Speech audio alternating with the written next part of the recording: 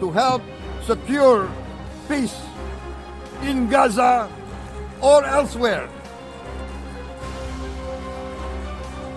in Ukraine, in Sudan, in Libya, everywhere when peace needs to be enforced, peace needs to be guarded, we are ready. We will take our share of the burden. Suasana megah di markas besar Perserikatan Bangsa-Bangsa. Bendera-bendera dari seluruh dunia berkibar. Delegasi internasional duduk memperhatikan, dan di mimbar berdiri seorang putra Indonesia, Presiden tercinta kita, Prabowo Subianto. Di hadapan dunia, beliau berbicara bukan hanya atas nama pemerintah, tetapi membawa suara ratusan juta rakyat Indonesia. Suara sejarah panjang bangsa yang pernah terjajah, namun kini berdiri tegak di panggung global. Beliau menceritakan tentang luka sejarah yang membentuk karakter bangsa. Indonesia bukan bangsa yang lahir dengan jalan yang mulus. Kita pernah merasakan getirnya perbudakan, pemerasan, dan penjajahan selama lebih dari 3,5 abad. Rempah-rempah kita dirampas, tanah kita dijarah, rakyat kita dipaksa tunduk di bawah cengkraman kekuasaan asing. Dari Aceh sampai Maluku, dari Jawa sampai Papua, sejarah bangsa ini penuh darah, air mata, dan perlawanan. Tapi justru dari penderitaan itu lahir jiwa besar. Dari situ lahir keberanian para pahlawan yang tidak kenal takut. Diponegoro, Pattimura, Cut Nyak Dien, Sultan Hasanuddin, dan ribuan pejuang lain yang mungkin tak tercatat di buku sejarah, tapi namanya hidup di dada rakyat sampai detik ini. Semangat merekalah yang mengalir ke generasi berikutnya hingga Indonesia bisa memproklamasikan kemerdekaan pada 17 Agustus 1945. Dari bangsa terjajah menjadi pemain global. Kini ketika Prabowo berdiri di mimbar PBB, dunia mendengar bukan suara bangsa yang lemah, melainkan suara bangsa yang sudah matang oleh pengalaman pahit. Indonesia bukan lagi bangsa yang sekedar menjadi penonton sejarah, tapi bangsa yang ikut menentukan arah sejarah dunia. Prabowo dengan gaya lugasnya menyampaikan bahwa Indonesia punya prinsip, membela perdamaian, menolak penindasan, dan menghargai kedaulatan. Sikap itu bukan retorika kosong, melainkan lahir dari pengalaman kita sendiri, karena kita tahu rasanya dijajah, dirampas haknya, dan dipaksa untuk tunduk. Kebanggaan rakyat Indonesia. Setiap kalimat yang keluar dari mulut Prabowo di panggung dunia, rakyat Indonesia merasa berdiri bersama beliau. Di desa, di kota, di kampung nelayan maupun di ladang petani, orang-orang merasa harga diri mereka diangkat. Anak bangsa yang dulu dianggap remeh, kini suaranya didengar oleh dunia. Indonesia tidak lagi sekedar dikenal karena sumber daya alamnya, tapi karena prinsip dan sikapnya yang tegas. Dari penderitaan menjadi sebuah kebanggaan. Inilah perjalanan panjang bangsa kita. Dari perbudakan menuju kemerdekaan. Dari dijajah menuju merdeka. Dari bangsa yang dilupakan menjadi bangsa yang dihormati. Pak Prabowo berbicara di PBB, seolah suara sejarah ikut bergema. Jerit penderitaan para leluhur kini terjawab dengan martabat yang ditegakkan di forum dunia. Bangsa yang pernah diinjak-injak kini berdiri tegak, menunjukkan kepada dunia bahwa Indonesia adalah bangsa yang besar. Bukan hanya karena luas wilayahnya, bukan hanya karena jumlah penduduknya, tetapi karena jiwanya yang ditempa oleh penderitaan dan keberanian. Akan tetapi, ketika melihat panggung besar yang diberikan oleh Pak Prabowo kemarin, diberikan kesempatan untuk berpidato di PBB, sebuah panggung yang begitu besar yang pastinya akan dilihat oleh dunia. ada sebagian orang yang dengan sengaja menebar narasi sinis. Kalau Prabowo bisa pidato di PBB, Jokowi 10 tahun kemana saja? Kenapa tidak pernah tampil? Pertanyaan seperti ini kelihatannya sederhana, tapi sesungguhnya sangat dangkal dan menyesatkan.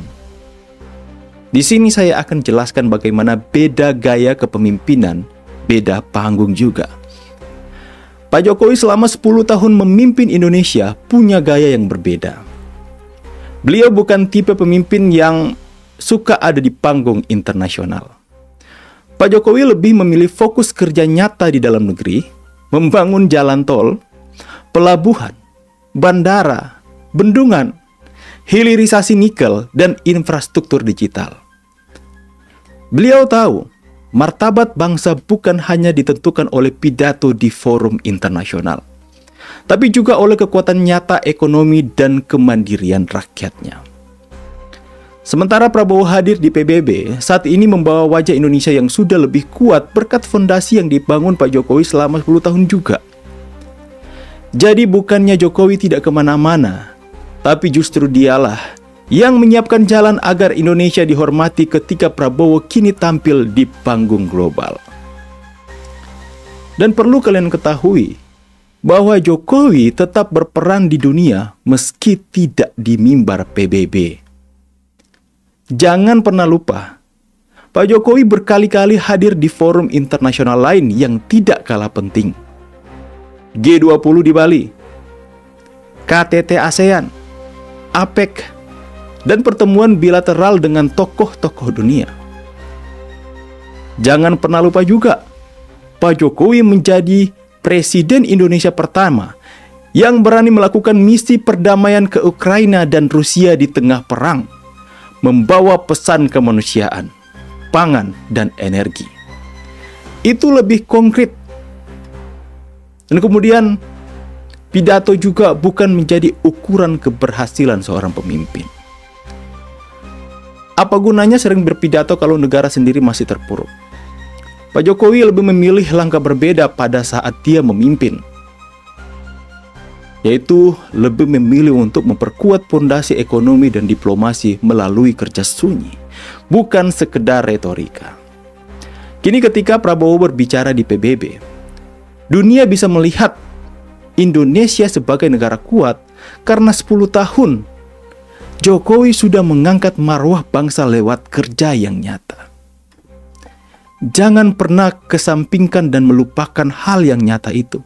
Itu adalah warisan yang sudah ditinggalkan oleh Pak Jokowi yang hari ini bermanfaat kepada pemerintahan yang diemban oleh Pak Prabowo. Mereka yang bertanya sesungguhnya tidak mengerti. Pertanyaan sinis 10 tahun kemana aja itu justru menunjukkan bahwa mereka tidak mengerti politik internasional. Panggung dunia bukan hanya PBB. Ada banyak forum penting lain tempat Pak Jokowi sudah berkali-kali tampil. Dan jangan lupa, keputusan siapa yang berbicara di PBB juga terkait situasi politik global, tema sidang, serta strategi diplomasi Indonesia. Pak Jokowi sengaja menempatkan Indonesia sebagai pemain yang tidak hanya berbicara, tapi juga bertindak. Dari pembangunan infrastruktur, pengelolaan pangan dunia, sampai hilirisasi sumber daya alam. Semua itu adalah bentuk pidato tanpa kata, pidato dengan kerja yang nyata. Jadi kalau ada yang masih bertanya dengan nada meremehkan, 10 tahun Jokowi kemana? Kok tidak pernah pidato di PBB? Jawabannya sesimpel, sederhana saja teman-teman. Jokowi sibuk membangun rumah besar bernama Indonesia. Agar tidak kita tampil di panggung dunia, kita tidak hanya sekedar bicara, tapi punya kekuatan, kehormatan, dan martabat. Kini Pak Prabowo berdiri di mimbar PBB dengan gagah. Dan itu adalah kelanjutan dari kerja keras Jokowi selama 10 tahun. Mereka yang mencoba membenturkan Jokowi dan Prabowo sesungguhnya sedang lupa. Dua-duanya adalah putra terbaik bangsa yang saling melengkapi. Ada satu hal yang sering dilupakan oleh mereka yang sibuk membanding-bandingkan Jokowi dan Prabowo. Bahwa bangsa ini tidak dibangun dalam satu malam. dan tidak mungkin hanya oleh satu orang. Perjalanan Indonesia adalah estafet panjang, dan Jokowi serta Prabowo adalah dua pelari utama yang sama-sama membawa obor bangsa ke garis depan dunia. Pak Jokowi memberikan fondasi yang kuat. Selama 10 tahun Jokowi berperan sebagai arsitek yang menyiapkan fondasi. Ia membangun infrastruktur dari Sabang sampai Merauke, memperkuat konektivitas laut, udara, dan darat, serta membuka ruang bagi industrialisasi lewat hilirisasi sumber daya alam.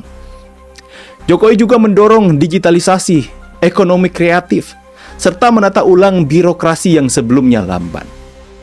Semua itu membuat Indonesia punya pijakan yang kokoh. Dunia melihat Indonesia bukan hanya pasar besar, tapi juga kekuatan ekonomi yang diperhitungkan, teman-teman. Pak Prabowo meneruskan dengan karakter yang tegas. Ketika tongkat estafet itu kini dipegang Pak Prabowo, beliau tidak mulai dari nol. Ia melanjutkan fondasi yang sudah ada, tetapi dengan gaya dan karakter yang berbeda. Jokowi dikenal sederhana dan bekerja dalam diam. Pak Prabowo tampil tegas, berwibawa, dan keras di forum internasional. Keduanya saling melengkapi, teman-teman. Jokowi membangun kekuatan di dalam negeri. Prabowo membawa wajah percaya diri itu ke panggung dunia. Jokowi membangun isi rumah. Prabowo menunjukkan rumah itu kepada tamu-tamu dunia dengan penuh kebanggaan. Dua gaya, satu tujuan. Saya merinding sampaikan ini.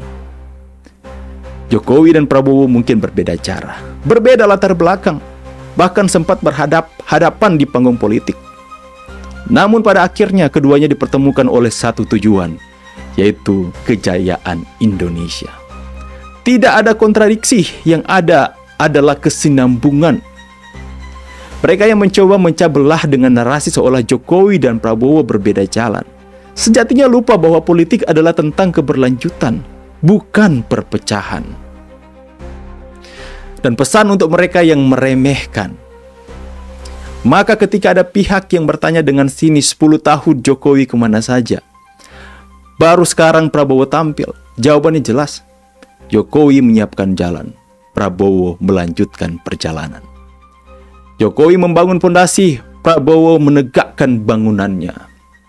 Jokowi menanam pohon, Prabowo memetik buahnya, untuk ditunjukkan kepada siapa? Kepada dunia. Itulah harmoni keberlanjutan yang justru membuat Indonesia semakin kuat. Saya Vicky Impung pamit, see you on the next video, and God bless. Bye guys.